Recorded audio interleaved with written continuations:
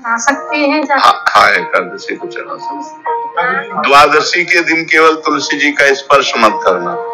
द्वादशी के दिन ना तो पत्ता छुए और ना तुलसी जी का स्पर्श करे द्वादशी के दिन, और किसी दिन भी जल चढ़ा दे।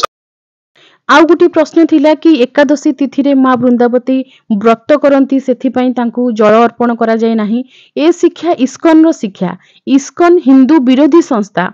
ये संस्था केबे भी शास्त्र को सम्मान दे नथांती। समस्त देवादेवी को निंदा करी केवल श्रीकृष्ण को पूजा करी एवं श्रीकृष्ण को क्राइस्ट बा जीशु ख्रीष्टन सहित समान बोली कहूथिबा संस्था केबे भी आमको शास्त्र शिक्षा देबे नहीं। से माने म्लेच्छ मानकर संस्था।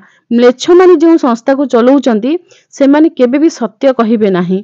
आमर धर्म ग्रंथ जहाँ कहउचंती, आमर भारतीय साधु संत जहाँ कहउचंती ताहा ही प्रमाण एवं ताहा को ही ग्रहण करिबा उचित। जय श्री जगन्नाथ।